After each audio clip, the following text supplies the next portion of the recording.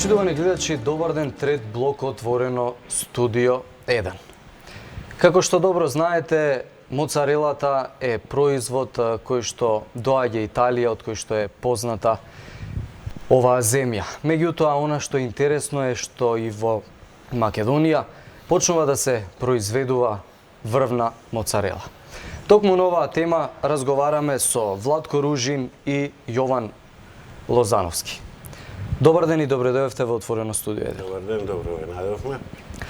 Вие сте првата компанија во Македонија, па и пошироко во европски рамки надвор од Италија, која што почнува со производство на моцарела.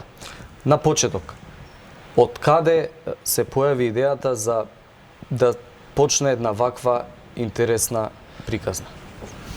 Па отприлike пред 8-9 години јас решив да научам како се прави сицилијанска моцарела, затоа што сум љубител на вино и на скоро сите врсти на сирење, али моцарелата ми е некако во душата, а поготово сицилијанската моцарела ми беше. И почнав да експериментирам, правев, пратев и едноставно почнав да произведам моцарела за себе и за своите пријатели.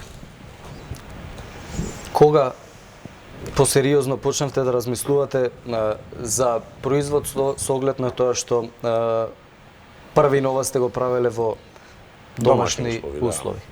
Па ево, јас би му дал збор на мојот колега Јован. Тој нека ви кажи како беше, се тргна некако интересно, али Јован мислам дека подобро ќе објасни цела оваа ситуација. Па добро, мене ми е драго што еден телевизија одвои простор за едно вакво представување. Значи, станува збор за така наречена Монте Кристо моцарела, специфичен тип, тоа ќе му вратам топката на Владко, ќе го објасни после подетално. Ние се запознавме 2013 година како љубители на вино и на спојување на храна и вино, со желба да научиме подлабоко околу типовите на вино и препознавање. Имаше еден проект на Европска унија од кој што произлегува првите 16 така наречени сертифицирани вински советници. Тоа беше одлука која траеше подолго време и на таа одлука, освен што се запознавме, се споивме и во доменот на подлабоко навлегување во културата на конзумирање на вино и некои специфични хранливи продукти. Владко се представи онака во друштво како не само како љубител, него и како иницијатор за изготвување на конкретно моцарела. Општиот впечаток беше дека тој мора да продолжи на пошироко и на подлабоко ниво со тоа. Така и кај него се созреа една идеја дека може да се представи тоа и во да речеме и во пазарниот сегмент. Значи да се воспостави една технолошка постапка, односно да се изгради млекара која што ќе произведува моцарела.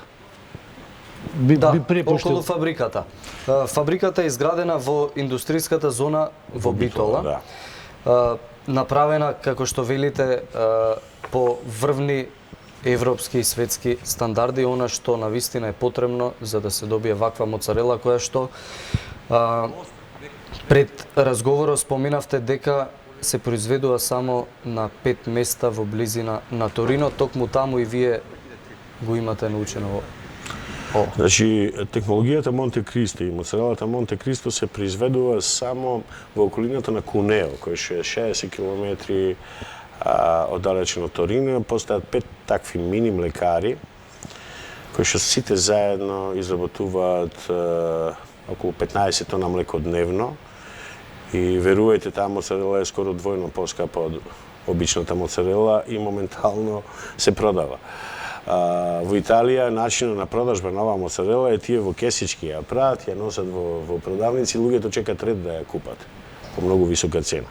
Ја има и во големите драгстори, таму се Аучен, како кај нас вајда Веро или Рамстор.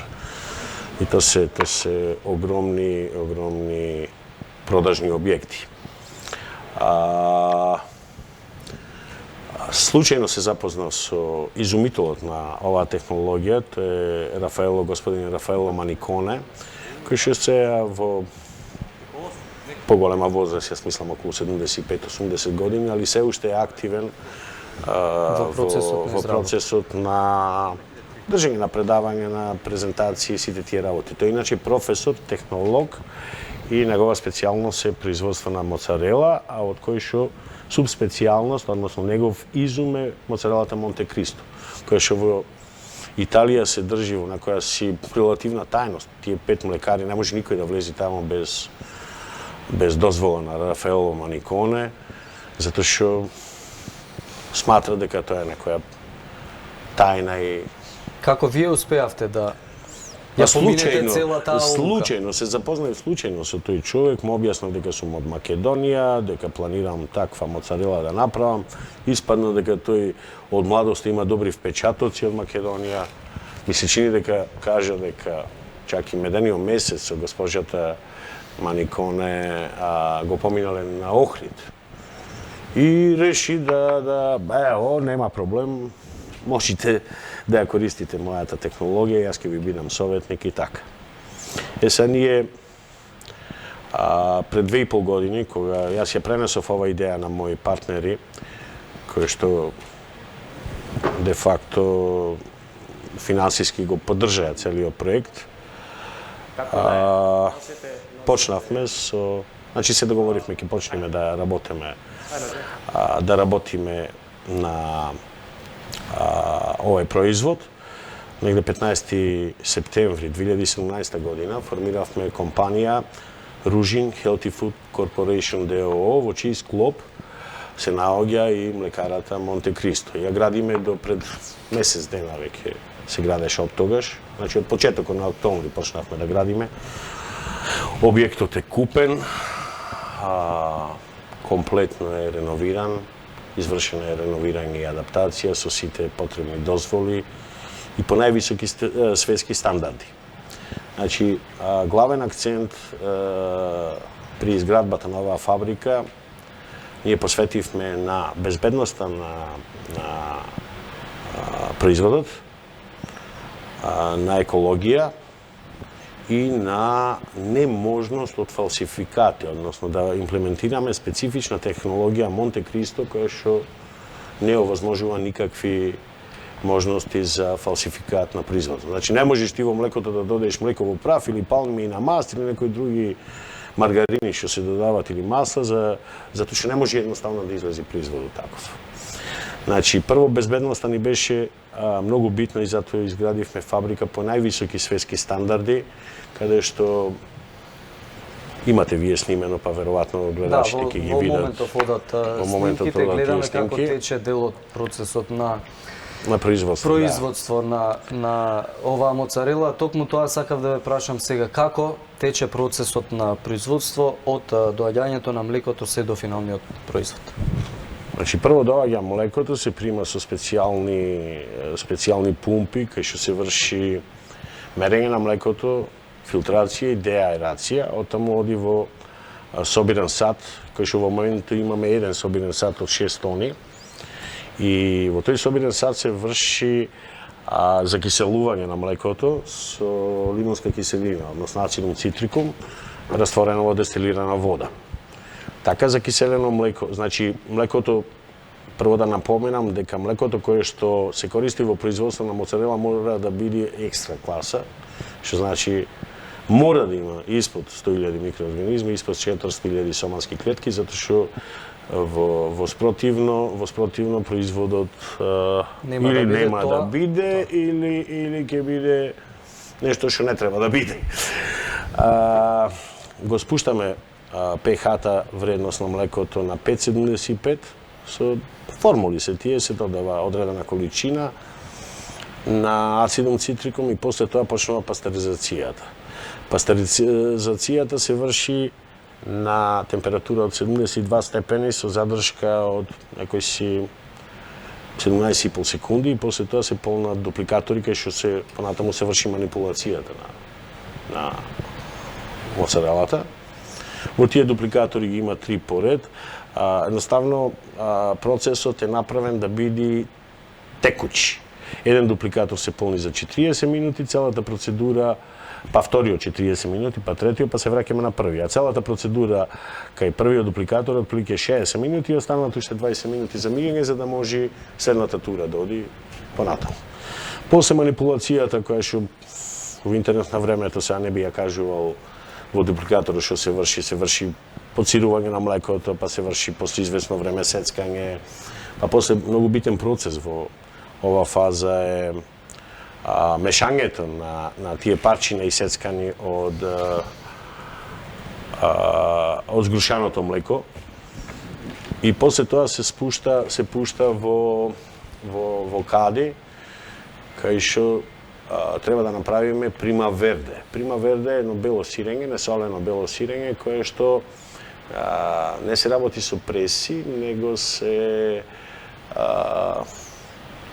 од сопствената тежина се составува и се формира во кадата, кадите се долги 2 метра на 90 сантими, се формира еден слој од 10 на 12 сантиметри, прима верде, и обично тука се чека час и половина и после тоа се сецка и почнува процесот на, пред малце го имавте на телевизија, процесот на месење и моделирање.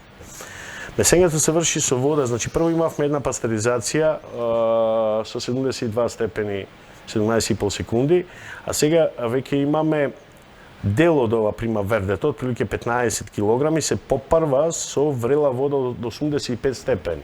Значи ние имаме втора пастеризација, да речем, и то висока пастеризација на производот.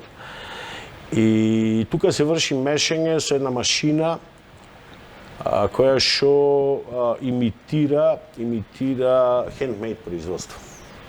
И отприлike мешањето се врши 4 минути, тоа се отвора, операторот обавезно мора да отвори машината, да види до кај е процесот. Значи треба да биде гладко како тесто за некое меко тесто за леп. Значи станува збор за многу фина Многу фина работа, која што и таа машина има многу думи таму кои што треба да се контролираат, температурата се дига, паѓа, водата се додава, се одзема, се лади, се топли и така. Мора голема концентрација да се има во тој процес. И после тоа се почнува со процес на формирање на молдинг процесот, формирање на топчината кои што паѓаат во ладна вода со температура меѓу 7 и 8 степени. Значи тоа е една транша, еден тон млеко отприлike го делиме прима вердето, односно белото тоа сирење, кое што е во кадата, го делиме на 12 циклуси, отприлike 12 циклуси има машината по 8 минути, значи еден тон млеко таа машина го одработва за отприлike 100 минути. Така, да го вклучиме малку повеќе Јован во разговорот. Она што ми остави најмногу впечаток е тоа што фабриката е еко-френдли, пријателски настроена кон животната околина. Ставени се доста филтри и на печката, но и на отпадните води. На котелот и на отпадните води. Уште од старт млекарата е проектирана да ги задоволи тие видови на еколошки стандарди за кои што можеби за некој немаше домашни искуства. Владко со комплетно учество на Владко, бидејќи ја познава целиот дури оној периферен процес на технологија, инсистираше и го постигна тоа уште при изработка на да се изработи, да се инфилтрира котел кој што ќе користи високо ефективни и безбедни горива. Конципирана е млекарата во старт да може да работи на газ. Меѓутоа, познато е дека Битола во нас во скоро време ќе биде снабдена со гасовод, така да према разговорите се очекува да речеме за година-две да тој систем на грејење биде да користи газ. За сега користи пелети, кои што во моментов се констатира дека се еколошки најбезбедни во тој домен. Меѓутоа, спецификата е во нешто друго. Може би сепак Владко ќе го објасни тоа подобро. При грејењето после котелот користи надвор од котелот се инфилтрирани, се поставени филтри кои што овозможуваат комплетно анулирање на PM честичките. Сепак не би се мешал во технологијата, во тој дел, може би Владко посликовито тоа ќе го објасни. Во секој случај, веќе во старт, значи, се работеше за нешто што е апдейт во тој домен на технологијата, а нешто што може би ќе почне, па ќе се прилагодува понатаму во зависност од други постапки. Исто така, во доменот на пречистување, уште во старт е направена една пречистителна станица, која што јас сметам дека многу мал број на такви капацитети, ретки се такви капацитети кои што се проектирани да имаат таков капацитет на пречистување, кој што и во делот на отпадните води врши комплетно елиминирање пред на штетните на штетите во неколку фази.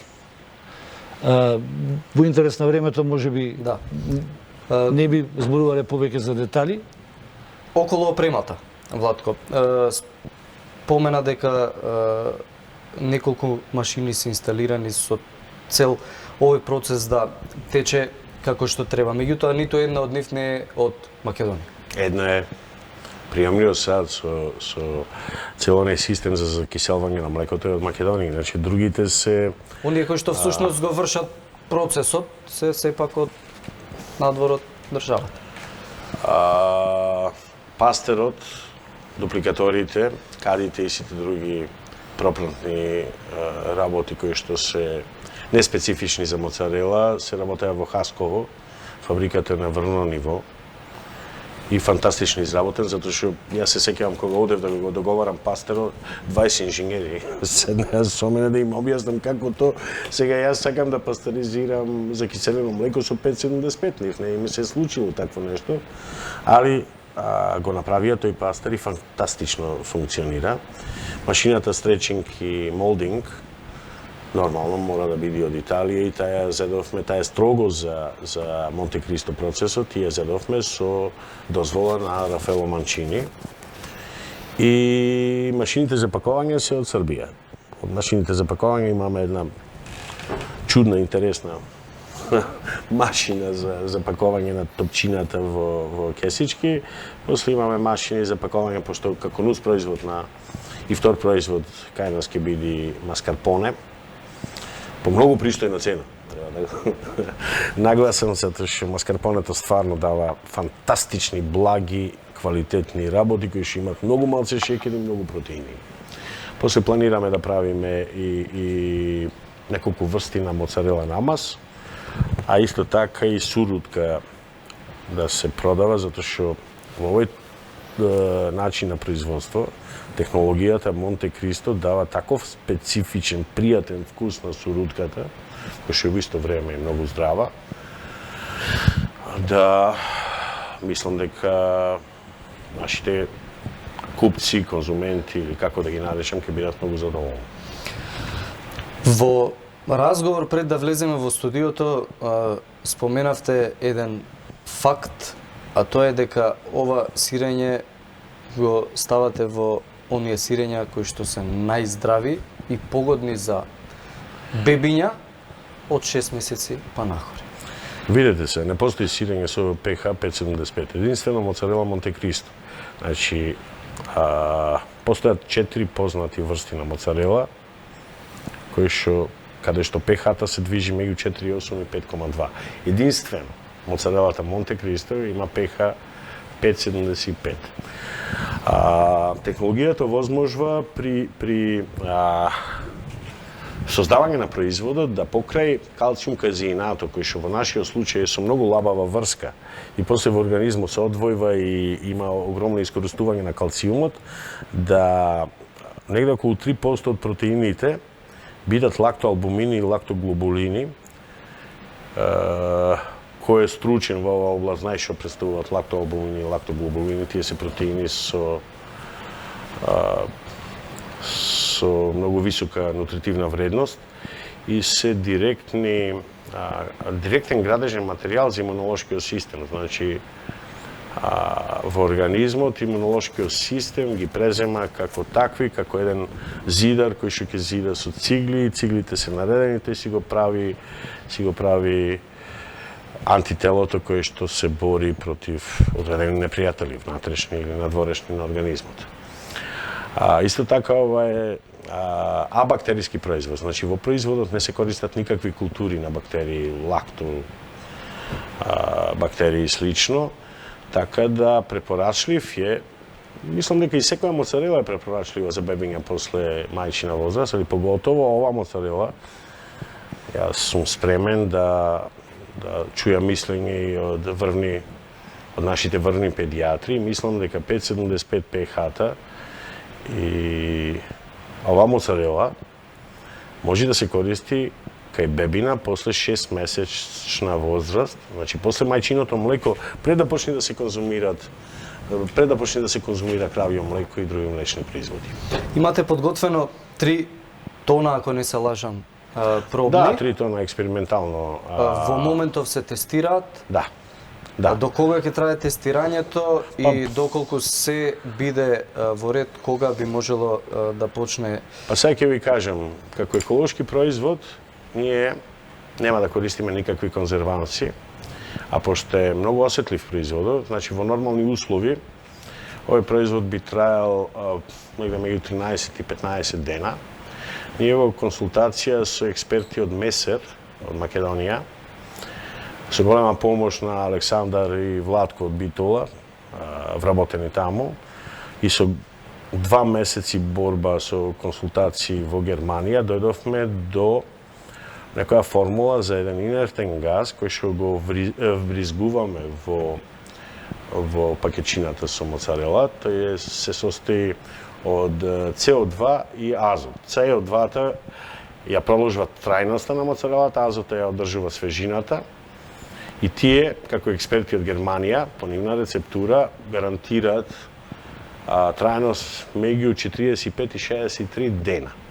Сега, ние првата моцарела ја произведовме 22 мај, значи до денес 13 јуни, има поминато, мислам, 23 дена и е фантастично до сега. Така да, сега можеме да гарантираме 23 дена трајно, сигурно. Понеделник можеме 27 дена или 5, како тој иди.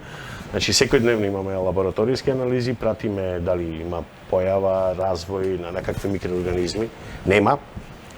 А и не знам како би дошле, затоа што првите анализи што покажа, што ги работев микробиолошки, кај нас покажа 0 Ешерихија коли во сите 5 примероци кои што се по правилник, 0 стафилокок, заборев како го викат, хемолитички стафилокок или како поинаку, и 0 листерија, не е пронајдена листерија во 25 грама примерок, што е по правилник од АХВ кај нас. Така, и сите дозволи се извадени, се во институциите се во текуште од почетокот на процесот. Знаете како, дозволите се извадени пред, значи, 2-3 дена пред да почнеме со првото производство.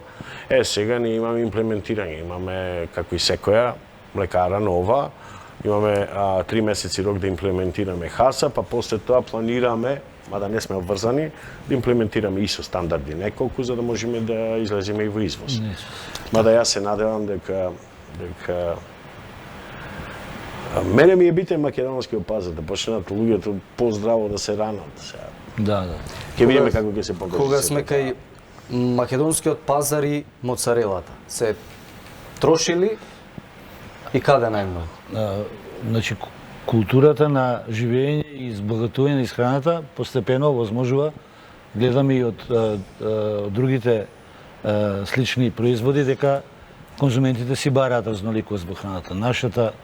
Нашата цел, нашата проекција уште од старт, нашата долгорочна цел беше да дојдеме до степен моцарелата да ја видиме во фрижидер кај сите конзумати кои што покрај сирењето и кашкавалот би можела да си го најде местото, затоа што очекуваме дека и ценовно ќе биде однос цена квалитет ќе биде далеку во корист на квалитетот на производот.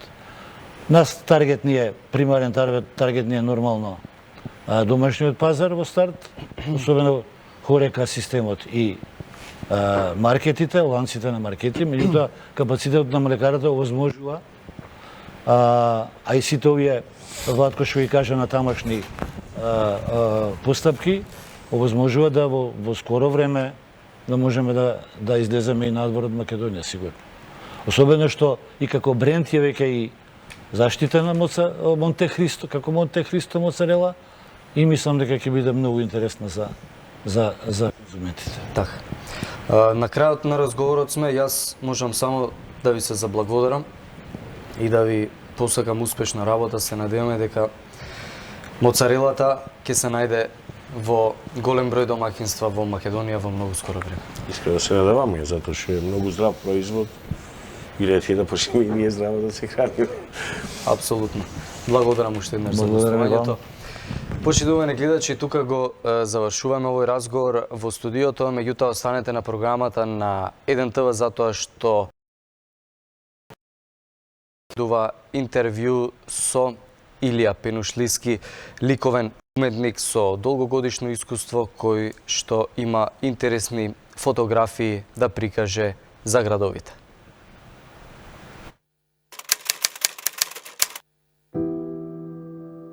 Градот ме обседнува.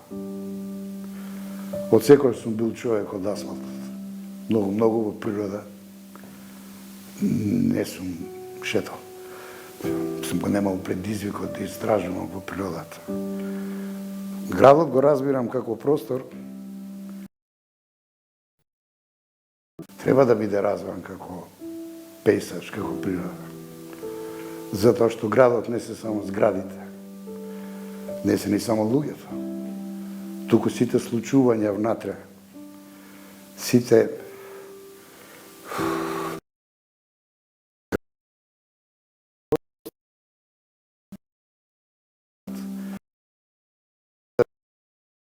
градот може да биде застрашувачки. Разбуди вашата љубопитност, како што исто колку и отворениот простор, како природата. Може разберете го, како што еднашка реков, како континент што треба да се истражува. Со една мала разлика, реките и планините може да бидат од бетон или да бидат канали и улици. Ако е зима, замислите сте како Амундсен. Ако е лето, како Ливингстон, па истражувајте. Градот секогаш има една тајна која што треба да откриете. Сум патувал доста, сум видел доста градови. Некои се многу убави, некои ве вадат од памет. Ама некои градови па знаат да бидат тажни. Се разбира, тоа зависи од вашето доживување. Треба да напоменам и дека градовите што ги гледате околу нас се измислени градови, не се тоа градови кои што ќе погодите или ќе видите нешто препознатливо. Предпоставувам дека се резултат и на литература прочитана за град, или можеби на филм, или можеби гледка, или можеби нешто што предпоставувате дека е слика за град од минатото. Или од иднината, кој го знае. Градови од дека сум доста задоволен.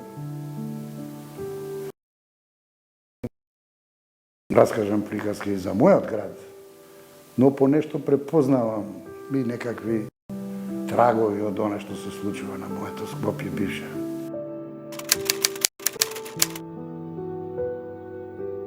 Морам да признаам, сега Скопје станува неподносливо место за живење. Може би претерувам. Не сакам да го обзнанам да го покажам мојот талент и мојот богат вокабулер. Сопругата ќе ми каже, не се вика вокабулер, се вика вокабулар. На грди зборови за овој град. Градот е осакатен од примитивизмот, од болеста на луѓето што во континуитет ја градеа физиономијата на овој град. Не е ова резултат на некаква носталгија за пустото време на младоста, кога Скопје го идеализира човек, нели, што секој човек е склон да во минатото го види само главата. Скопје беше мал град, но го имаше духот на град. Сега се Скопје една збирштина на мали паланки и однесувањето на луѓето. Нема крај приказката за Скопје. Така да оставиме за друга некоја прилика. Да не зборуваме за архитектонските, како да ги наречем, идиотштини. Ако смее тоа да оди на телевизија. На новите архитекти и архитекти како наработавци.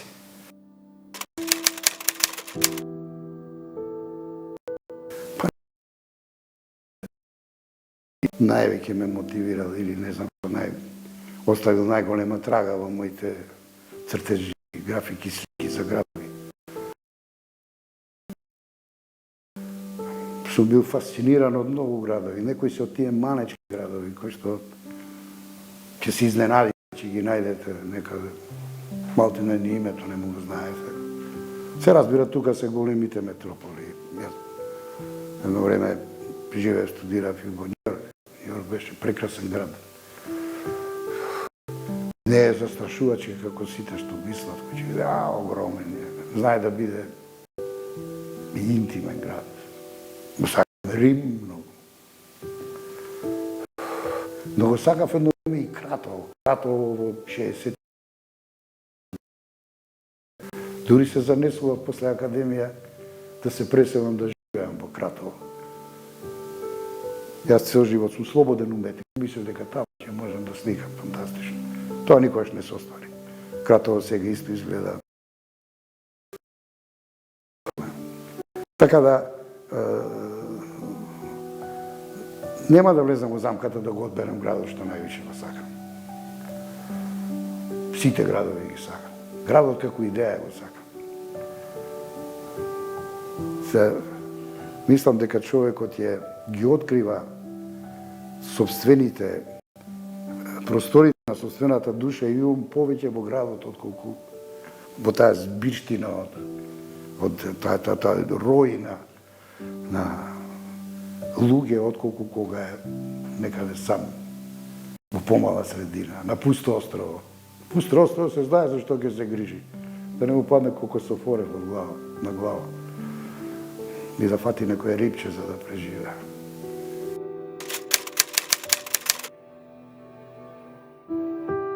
Па јас тоа не го знам. Треба секогаш да биде на штрек. И од комплиментите што ги добива, како што велевме ние порано, пола треба да фрли во вардар. Затоа што никогаш не се знае дали е тоа само резултат на уштивост или дека вистина нешто му кажува делото. Мојата намера и мојата идеја е дека една слика, едно дело, сликарско, ликовно дело, пред авторот секогаш треба како императив да го постави следното. Тој треба да направи нешто што ќе биде, се разбира, резултат на неговата фантазија. Но, и не само неговата фантазија, треба да остави простор да гледачот, тој што утре ќе се сретне со таа слика, ја имам можност, шансата, како што реков, да ја дослика таа слика, да види собствена приказка во неја. Може да би авторот мислел тука да направи некој гранче, ама тој гледачот видел, и не е тоа гранче, тоа е пиле. Да си додаде собствена слика, да си создаде собствена, да ја дослика сликата или докреира сликата. Инаку, ако тоа не се случи, што добиваме како резултат? Гледачот е безпомошен, седи и блене во сликата пред себе, пасивен. Ќе каже, добре, ова, лоше, ова и толку. Треба да остави некоја трага врз него. Треба нешто да му чепне во душата, некоја љубопитност, што ќе го повлече, може би на ниво на несвесно. Ама ќе го повлече да кој ќе излезе надвор, па и нештото околу себе ги гледа поинако. Може да ова звучи патетично и малце, не сум сигурен дека добро го објаснив. Но живееме во време кое што е бомбардирано од визуелни сензации. Почнав од уметностите, филмот, па музиката, до фактот дека во една урбана средина во која што живееме, семафори, рефлектори, ласери, така натака. Окото е континуирано бомбардирано од визуелни сензации, што сликарството не може да ги понуди. Но, сликарството па може да понуди нешто што сите тие супериорни визуелни медиуми не може да го понуда. А тоа е таа директна врска во која што обајцата сме креатори. И сликарот што го повлекол и овој што го досликал.